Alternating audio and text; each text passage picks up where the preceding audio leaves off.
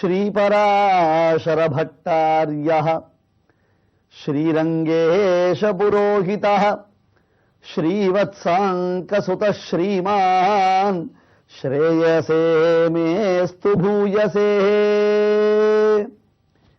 இனி ராமானுஜ வைபவத்தில் கூரத்தாழ்வானுடைய திவ்ய சரித்திரத்தை நாம் அனுபவிக்கப் போகின்றோம். ஆங்காங்கு அவ்வப்பொழுது நடுவில் நடுவில் மொழியை கடக்கும் பெரும்புகழாலான சுவாமி கூரத்தாழ்வானுடைய வைபவம் அனுபவிக்கப்படுகிறது அல்லவா?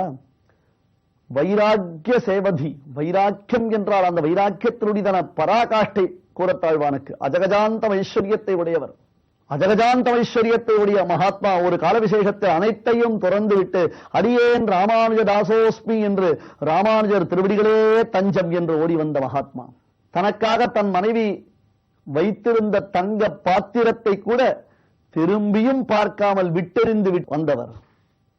போதாயன விருத்தி கிரந்தத்தை பெற்று அந்த போதாயன விருத்தி கிரந்தத்துடன் திரும்பி வரக்கூடிய காலத்தில் அதனை மற்றவர்கள் பறித்து சென்ற பொழுது ராமானுஜர் மிகுந்த துயரத்திற்கு ஆட்பட்டார் அல்லவா? அந்த சமயத்தில் உடனிருந்து போதாயன விருத்தி கிரந்தத்தில் உள்ள ஒரு சா, ஒரு து, ஒரு சா, ஒரு ஹா என்பதான ஒரு எழுத்தையும் தன் நெஞ்சுக்குள்ளே தேக்கி வைத்திருந்த சுவாமி கேட்ட பொழுதெல்லாம் அதனை அப்படியே உரைத்த வள்ளல். கல்வியினால் ஏற்படும் கர்வமோ, உயர்குடி பிறப்பினால் ஏற்படும் கர்வமோ, அல்லது காசுபணத்தினால் ஏற்படும் கர்வமோ எதுவுமே இல்லாதவராக கூரத்தாழ்வான் திகழ்ந்தார். அந்த கூரத்தாழ்வானுடைய சரித்திரம் அற்புதமானது. 2-3 சந்தர்ப்பங்களை பார்க்கலாம். ஒரு சமயம் திருவரங்க திருப்பதிக்கு ஆபத்து நேர்ந்த பொழுது பெரிய நம்பிகள் அந்த ஆபத்து நீங்குவதற்காக ரக்ஷா மந்திரத்தை நான் ஜபம் செய்து கொண்டு பிரதட்சணம் வர வேண்டும், இந்த திருவரங்கம் முழுவதையும் நான் ஒரு பிரதட்சணம் வர வேண்டும், அப்பொழுது என்னுடன் ஒருவர் வர வேண்டும் என்று சொன்னார். யார் உடன் வருவார்கள்? பெரிய நம்பிகள் உடன் வருபவரை குறித்து ஒரு வார்த்தை, அதாவது யார் என் உடன் வருகிறாரோ அவர், இவர் என்ன முன்னே செல்வது, நாம் எதற்காக இவர் பின்னே வருவது, ஏன் நாம் தான் முன்னே செல்லக்கூடாதா, என்ன இவர் இந்த விதத்தில் பெரியவராகிவிட்டார், நமக்கும் இவருக்கும் என்ன சம்பந்தம், ஏன் இந்த ராமானுஜர் நம்மை இவர் பின்னால் அனுப்பிவிட்டார் என்பதாக நினைக்காதவராக வர வேண்டுமாம். இந்த எண்ணத்தை புரிந்து கொள்ளுங்களேன். ஒருத்தரிடத்தில் நாம் சென்று ஏதோ ஒரு காரியத்தை செய்ய வேண்டும் என்றால் இவர் என்ன பெரியவர், இவருக்கு என்ன தெரியும், ஏன் நாம் தான் இருக்கக்கூடாதா, இவர் தான் இருக்க வேண்டுமா? இது உலக இயல்பு சுவாமி, இது உலகத்தினுடைய இயல்பு, இது மாற்றவே முடியாது. அந்த மாதிரி மனோபாவம் இல்லாமல் ஒருவர் வேணும். மனதில் நினைப்பது வெளியில் தெரிந்து விடுமா? அடியேன் இப்பொழுது மனதில் என்ன நினைக்கிறேன் என்பதை வெளியில் சொல்ல முடியுமா, அல்லது மற்றவர்களால் அறிய முடியுமா? அது போன்ற ஒரு நிலை. அப்பொழுது சுவாமி ஒரே வார்த்தை சொன்னார், பெரிய நம்பிகளே, தாங்கள் இப்பொழுது திருவரங்க திருவை சுற்றி கொண்டு ரக்ஷா மந்திரத்தை ஜபம் செய்து கொண்டு பிரதட்சணம் செய்யும் பொழுது உங்கள் உடன் ஒருவர் வர வேண்டும். வருபவர் இந்த எண்ணமற்றவராக இருக்க வேண்டும் என்றால் அதற்கு ஒரே ஒருத்தர் தான் தகுந்தவர். யார் தெரியுமா? கூரத்தாழ்வான் தான். கூரத்தாழ்வான் மறந்து கூட அவருடைய மனதில் அத்தகையதொரு எண்ணம் ஏற்படாது. திறந்த மனது என்று சொல்லுகிறார்களே, ஆழ்வானை போல இருக்க முடியுமா? ஆழ்வானை போல அந்த மனது நமக்கு விசாலமாக இருக்குமா? மற்றொரு சமயம் அந்த ஊரிலே ஒரு பெரும் செல்வந்தர் இருந்தார். அவருக்கு தான் சம்பிரதாயார்த்தங்களை தெரிந்து கொள்ள வேண்டும் என்னும் ஆவல் உண்டு. ஆனாலும் அந்த செல்வந்தராய் நாம் இருக்கிறோமே, நாம் சென்று ஒருவரிடத்தில் போய் படிப்பதாவது, இதனால் தனக்கு சமூகத்தில் ஒரு அந்தஸ்து குறைவு, கௌரவ குறைவு உண்டாகிவிடும் என்பதாக நினைத்தார். கல்வி கற்பதற்கு வயது ஏது, வரம்பு ஏது? அறியாமை என்பதை விட ஆபத்தானது எதுவுமே கிடையாது. அறியாமையில் இருப்பதற்கு கூட சிலர் ஆசை கொள்வார்கள், ஆனால் அறிந்து கொள்வதற்கு அவர்களுக்கு ஆசையே உண்டாகாது. இனிமேல் நான் கத்து, இனிமேல் இவற்றையெல்லாம் அறிந்து இவற்றையெல்லாம் தெரிந்து கொண்டு என்ன செய்ய போகிறேன் என்பதாகத்தான் பேசுவார்கள். அந்த விதத்தில் இந்த பணக்காரர் மிக மிகச் சிறந்தவர். எப்படியாவது விஷயங்களை தெரிந்து கொள்ள வேண்டும் என்னும் ஆவலுடன் அவர் இருந்தார். ஆனால் அந்த பணக்காரர் இருக்கார் இல்லையா, மிகப்பெரிய செல்வந்தர், தனிகர், அவரே என்னிடத்தில் பயின்று வருகிறார். தினந்தோறும் அவருக்கு நான் பயிற்றுவிக்கிறேன். என்னிடத்தில் தான் அடிபணிந்து அவர் கேட்டுக்கொண்டிருக்கிறார் என்பதாக இதை வெளியில் பிரச்சாரம் செய்யக்கூடாது. தன் செல்வாக்கு சரிந்துவிடும். ஆங்கிலத்தில் இமேஜ் என்கிறோம் அல்லவா, அதுபோல தன் செல்வாக்கு சரிந்துவிடும். யாரிடத்தில் படிக்கலாம், யாரிடத்தில் படிக்கலாம் என்று இவர் பலமுறை யோசித்த பிறகு ஒரு வழியாக தீர்மானிக்கிறார். ஆம், கூரத்தாழ்வானிடத்தில் படிக்கலாம். ஏனென்றால் கூரத்தாழ்வான் தான் ஒருபொழுதும் புறம் சொல்ல மாட்டார், ஒருவரையும் தூஷிக்க மாட்டார். அவருக்கே தான் பாடம் சொல்லுகிறோம் என்னும் கர்வம் கூரத்தாழ்வானுக்கு உண்டாகாது. ஆகையால் ஒரு வழியாக அதனை உணர்ந்தார். சரி, கூரத்தாழ்வானிடத்தில் தினந்தோறும் சென்று பாடம் பயின்று வருகிறார். சுவாமி சம்பிரதாயார்த்தங்களை அவருக்கு சொல்லி வைக்கிறார். தனிகர் அலட்சியபாவத்துடன் படிக்கவில்லை.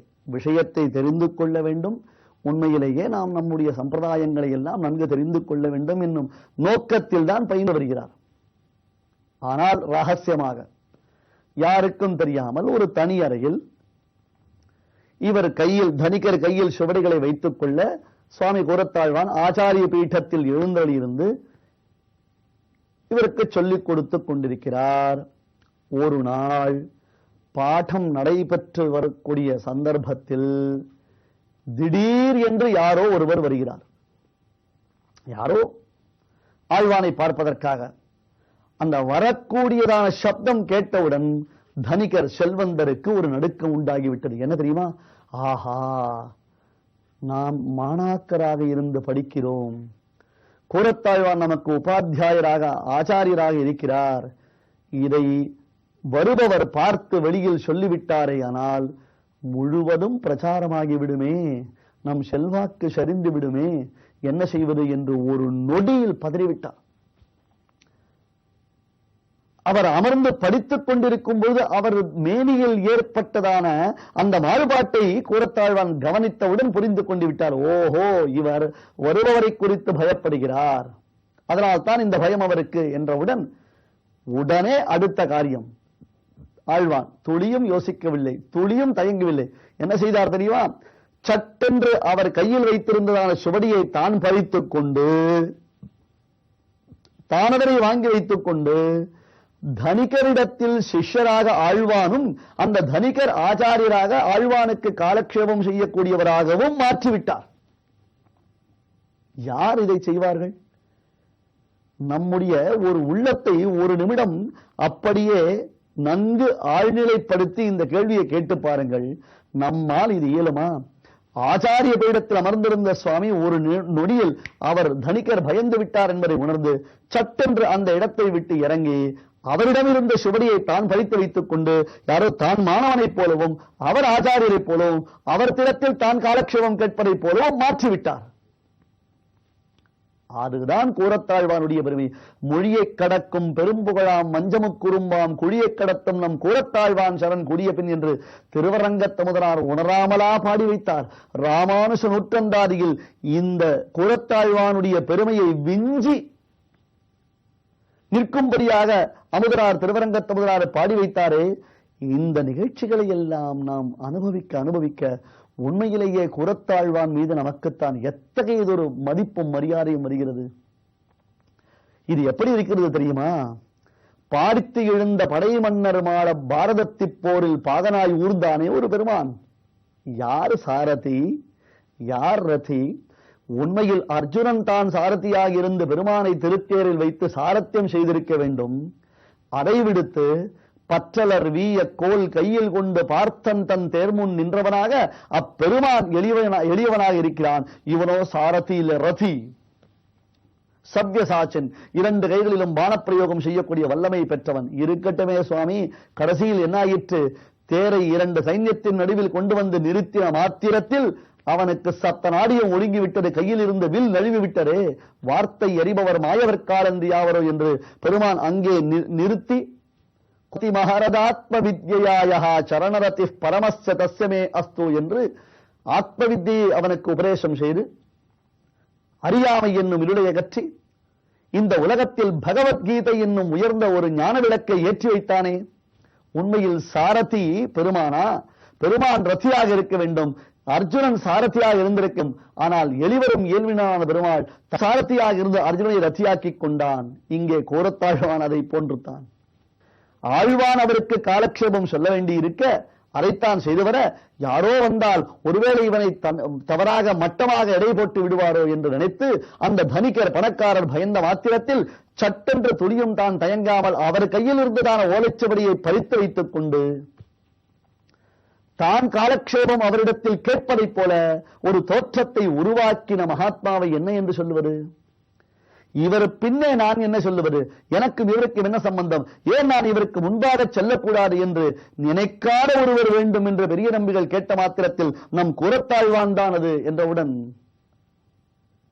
ஆழ்வானை அனுப்பினாரே. ஒரு சிறு ஈ, எறும்பு, கொசு எதற்குமே துயரம் விளைக்காதவர். சாதாரணமாக செடியிலிருந்து ஒரு இலையை கிள்ளினால் கூட அந்த இலையிலிருந்து வடியக்கூடிய நீரை பார்த்து, ஐயோ இந்த இலையை பறித்தோமே, இதற்கு வலிக்குமே, இது உடம்பிலிருந்து கண்ணீர் பெருகுகிறது என்று மூர்ச்சையாகும் அளவிற்கு மென்மையான இதயத்தை படைத்தவராம் நம் கூரத்தாழ்வான். அந்த கூரத்தாழ்வானுக்கு பெரிய பெருமாளாம் ஸ்ரீ ரங்கநாதனுடைய திவ்யமான அனுக்கிரக விசேஷத்தினாலே 2 பிள்ளைகள் பிறந்தார்கள். சுவாமி ராமானுஜருடைய சம்பிரதாயத்தின் தவப்புதல்வர்களாகத்தான் அந்த 2 பிள்ளைகள் பிறந்தார்கள். மஞ்சள் நீர் குடிப்பித்த பிள்ளை என்று நம் பெரியோர்கள் அந்த பிள்ளைகளை போற்றுகிறார்கள். சிறுமா மனுஷர் என்று ஆழ்வார் மங்களாசாசனம் செய்ததை போன்று இங்கே கூரத்தாழ்வானுக்கு பிறந்த 2 பிள்ளைகளுக்கும் பெருமைகள் பல உண்டு. அந்த பிள்ளைகளின் வைபவத்தை நாம் தொடர்ந்து அனுபவிக்கலாம். அன்பர்களுக்கு